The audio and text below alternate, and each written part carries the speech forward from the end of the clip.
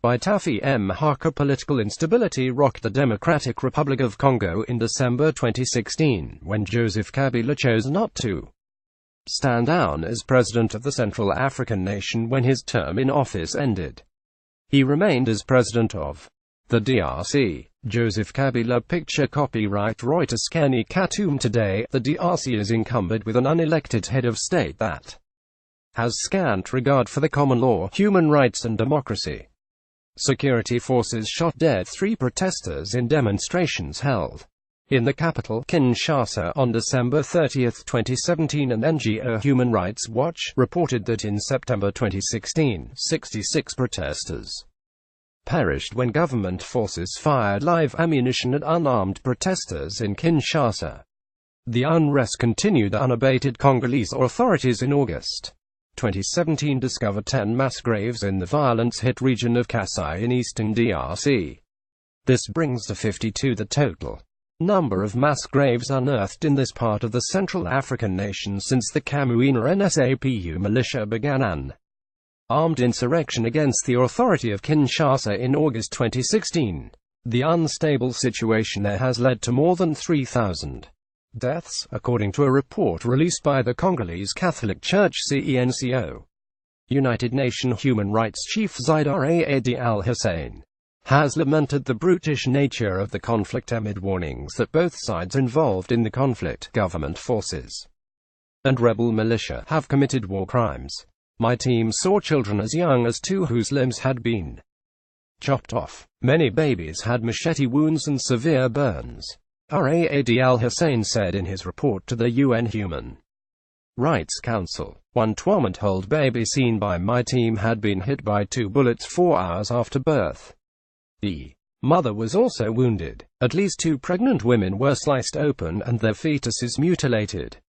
Meanwhile, Kabila's near kingly rule remains intact. Contrary to the peace agreement negotiated in December, Kabila appointed a national government that excludes opposition leaders.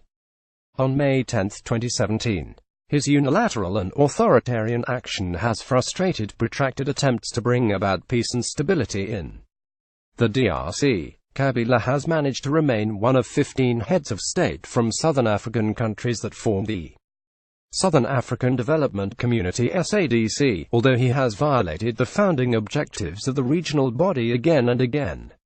While DRC has vast mineral wealth and natural resources, the former Belgian colony is one of the poorest and least developed nations in the world. It was ranked 176 out of 187 countries on the United Nations Human Development Index. In 2016, the World Food Programme WFP reports that the DRC has 2.7 million internal refugees, roughly 63.6% of 72 million citizens live below the international poverty line, and 43% of children aged 5 and under are chronically malnourished. CENCO has had enough of Kabila's skullduggery, though, and called on Congolese citizens to stand up against the government. Amid unprecedented chaos, widespread insecurity, and economic pillage and devastation that is worsening by the day and causing a high unemployment rate among the youth, CENCO further condemned the presence of foreign armed groups, inter-ethnic violence, kidnappings, abductions, and, apparently, planned prison breaks around the country. The religious leaders said restrictions on free expression and peaceful demonstrations have increased, and that, instead of confidence-building measures, there has been a hardening of those in power. The Kabila regime has been on the warpath in the last few years. United Nations Joint Human Rights Office Director Scott Campbell was expelled from the country in 2014. Kinshasa deported Congo Research Group Director Jason Stearns after his organization released a damning report on atrocities committed in the Beni region of eastern Congo in 2015.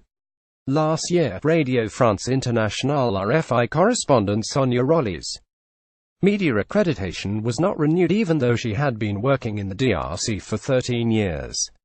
In a further crackdown on the media, the RFI signal is no longer accessible in Kinshasa, and 5 media houses linked to the opposition have been banned from operating. Kabila has also cracked down on the opposition. Security forces this year detained 7 members of the Union for Democracy and Social Progress UDPS during a voter mobilization campaign, a clear sign that Kabila is not serious about upholding the 2017 New Year peace agreement. While the European Union and the United States imposed fresh, targeted sanctions against the Kabila government last May and June respectively, SADC has not censured Kabila or introduced punitive measures against his leadership. It should, in fact, issue an ultimatum to Kabila: hold peaceful, free and fair elections and step down, or face expulsion from SADC. Anything less would be unreasonable for the DRC and Southern Africa and an indication that the leaders of SADC do not want to see democracy thrive in the region. Anything less would mean SADC is standing behind the illegitimate rule of Kabila and don't support the long-suffering people of the DRC. Anything less from an organization that is supposed to promote peace and freedom may mean that the 25-year-old body has run its course. If SADC cannot protect Congolese lives and further shun and punish modern-day tyrants like Kabila, who needs the organization? Whom will SADC stand up for the battle-worn people of the Democratic Republic of Congo, King Kabila?